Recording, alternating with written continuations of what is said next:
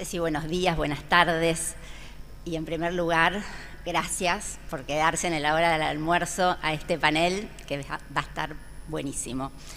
El tema que nos convoca es la integridad y la transparencia, pero en primer lugar yo quiero situar este tema en la conversación que estamos teniendo en este congreso.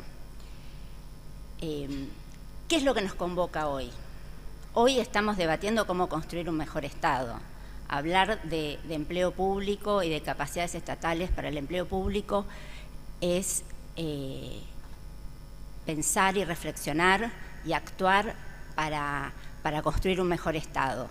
Yo escuchaba, bueno, que es la primera vez que hay un Congreso de Empleo Público, que los temas generalmente se pierden en los congresos de administración pública, y la verdad es que darle visibilidad al tema de empleo público es también darle visibilidad al rol del Estado. ¿Y por qué digo esto? Lo digo porque el Estado está en disputa, permanentemente en disputa. Entonces, y esa disputa tiene que ver principalmente con el alcance de la intervención estatal, que nos lleva siempre a disputar cuál es el tamaño del Estado. Y ahí entran siempre los problemas vinculados al empleo público. Y digo problemas porque en general se usa los temas de empleo público para deslegitimar el Estado, ¿no? Para bajarle el precio a la acción estatal. Y la verdad es que lo que necesitamos es todo lo contrario. Necesitamos legitimarlo socialmente y necesitamos legitimar la efectividad de sus políticas. Entonces a mí me parece que este panel en integridad y transparencia entra en ese espacio. No sé qué pasó con la presentación. Se autogobernó. Perfecto, ahí estamos. De repente miré. Entonces, bueno, yo quería situar el tema en este tema de fortalecer el Estado, y por eso hablamos de capacidades estatales, ¿no? Y también decirles que no voy a enfocar el tema de la integridad y la transparencia desde el control del cumplimiento de las normativas, desde la mirada puesta en las declaraciones juradas, en los obsequios que se reciben. Hay un montón de normativas que gestionan la Oficina Anticorrupción y que tienen que ver con la ética pública, que tienen que ver con los temas de transparencia e integridad. Es decir, yo quiero mover la mirada del control a los funcionarios, funcionarias, trabajadores y trabajadoras a una mirada más relacional, a una mirada sobre la captura de la decisión pública, a una mirada en donde tenemos que redefinir esta relación Estado-sociedad. Y la pregunta sobre la cual vamos a intentar responder y vamos a reflexionar hoy, tiene que ver con quién define las políticas públicas. Porque todos sabemos que tenemos un Estado que tiene como función la definición y el despliegue, la producción de las políticas públicas. Pero también, y tenemos un mapa de problemas estructurales que arrastramos hace mucho, un mapa de problemas coyunturales que la pandemia nos puso sobre la mesa, pero tenemos un mapa de actores. Y el poder no se distribuye uniformemente en los diferentes actores sociales. Hay poderes, hay actores con mayor poder y hay actores con menor poder. Entonces, en esa relación Estado-sociedad y en esta construcción de un Estado mejor es que yo quiero hacer mi aporte hoy con esta presentación. Entonces, ahora sí vamos a la presentación. Yo tengo un control para pasarla, vamos a ver si funciona.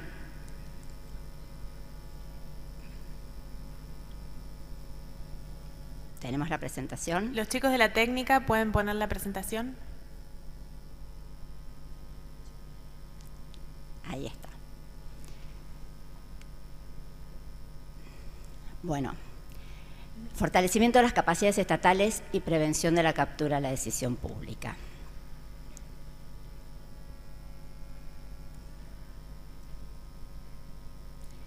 En primer lugar, quiero arrancar por un estudio de la OCDE del año 2019, que contrató la Oficina Anticorrupción, este estudio, y el propio estudio de la OCDE dice así, sobre los temas de captura.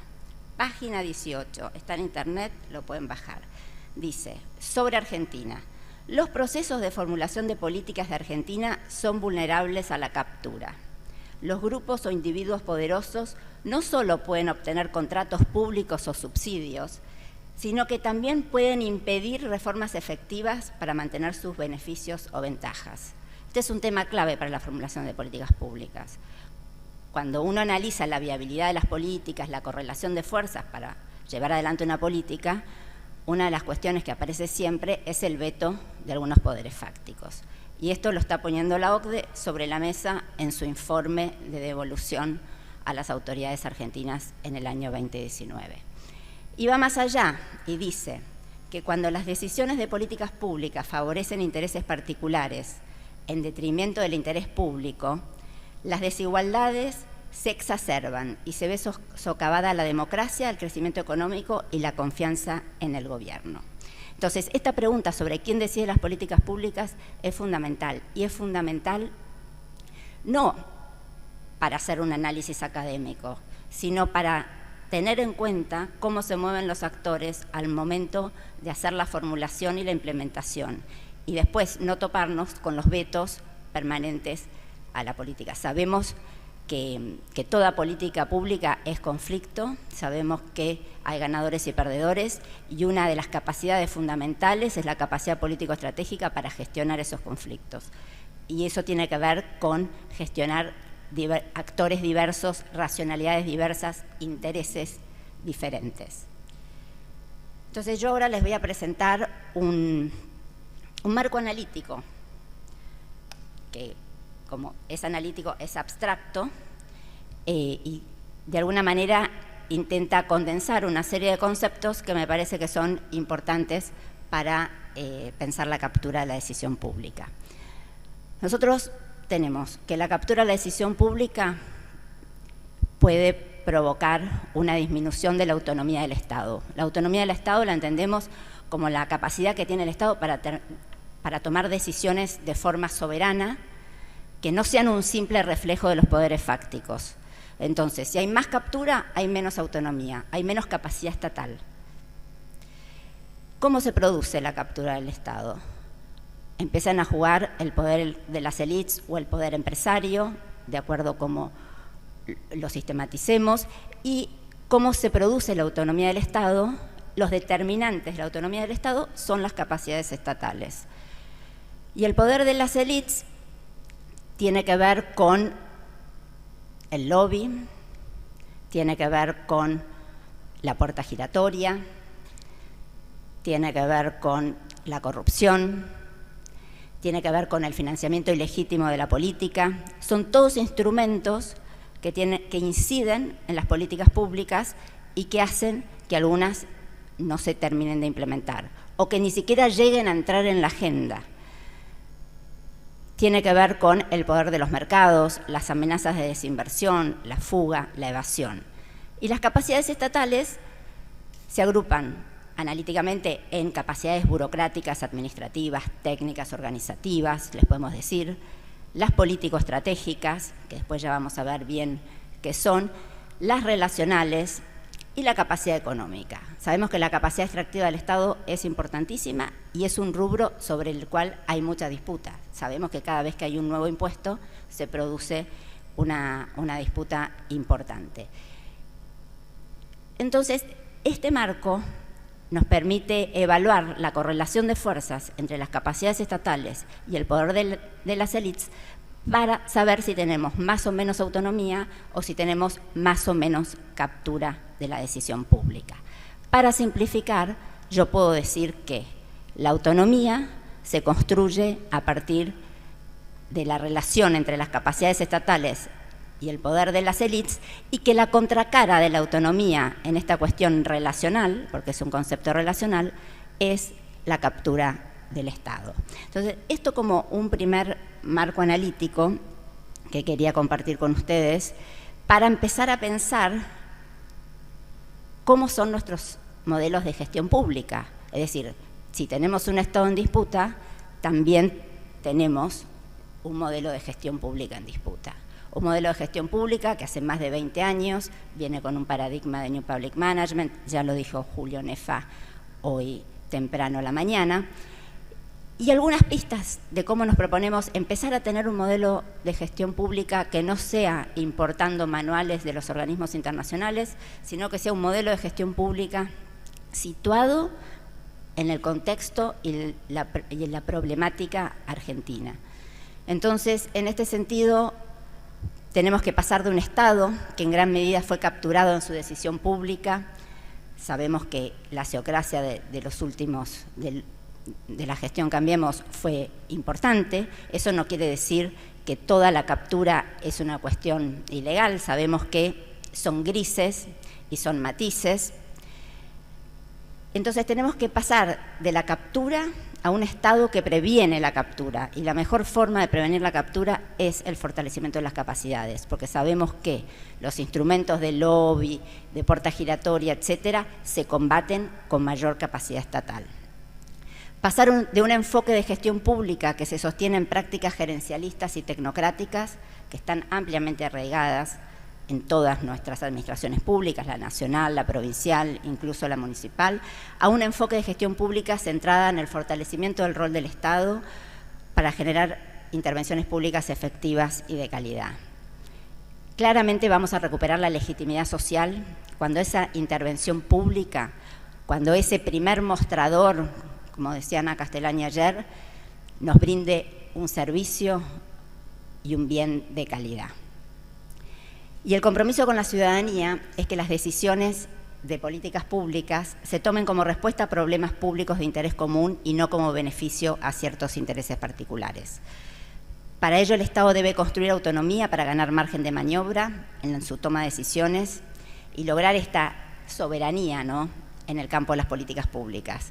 Y vamos hacia un Estado estratégico, autonomía, articulación y capacidad de respuesta. Un Estado estratégico que la idea es retomar la agenda prepandemia y atacar esos problemas estructurales con políticas públicas efectivas. Y en esta idea tenemos una dimensión política, una dimensión de gestión institucional y una dimensión ética. La dimensión política, que es la capacidad de dotar de direccionalidad político-estratégica el rumbo en contextos diversos. La dimensión de gestión institucional es la efectividad, es lograr ese cambio de las variables críticas, ese cambio de los efectos y de los impactos en la sociedad. Y la dimensión ética es promover prácticas de integridad y transparencia hacia dentro del Estado, pero también en relación con la sociedad.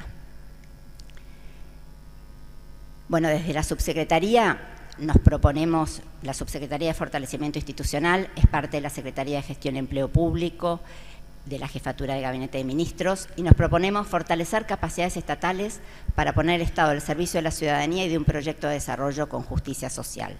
Tenemos 3 ejes: uno tiene que ver con la planificación, el seguimiento y la evaluación, el otro con la mejora de los servicios a la ciudadanía y la calidad de las prestaciones, y el último tiene que ver con coordinar efectivamente políticas de integridad y transparencia en todo el sector público nacional. Y lo hacemos en coordinación con CIGEN, con Oficina Anticorrupción, etcétera.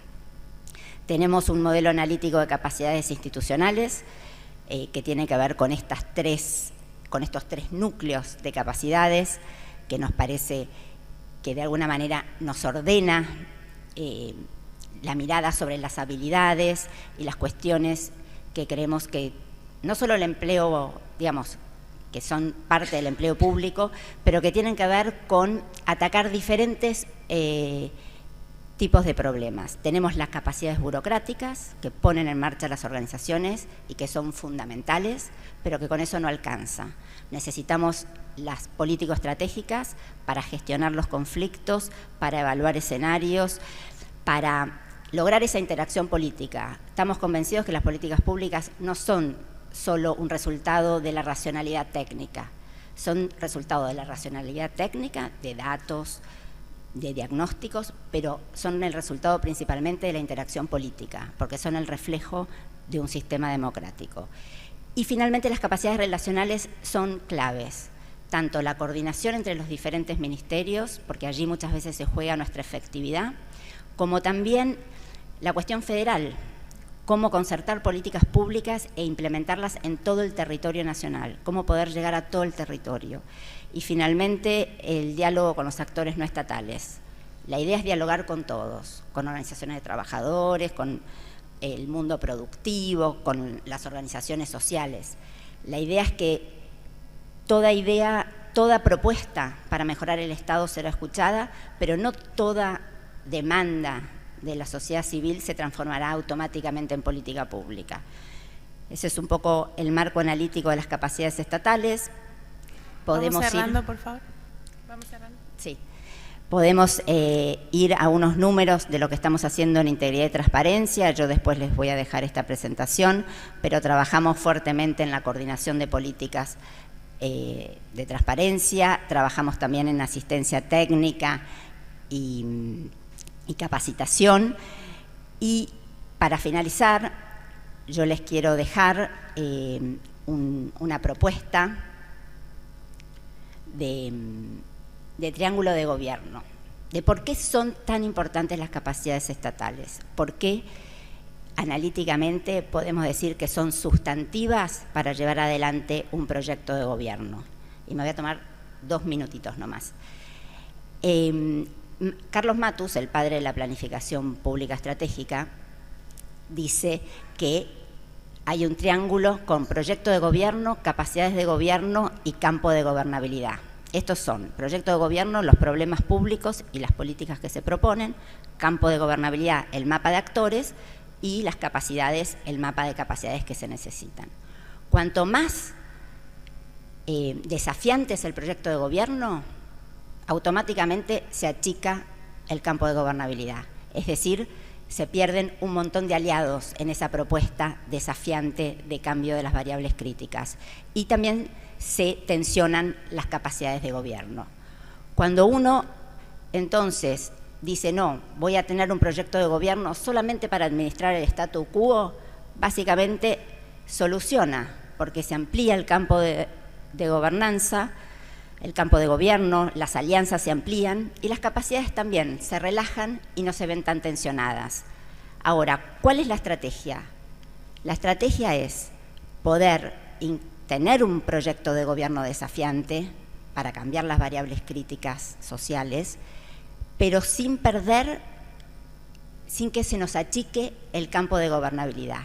Y para lograr eso, solo nos queda ampliar el campo de las capacidades estatales.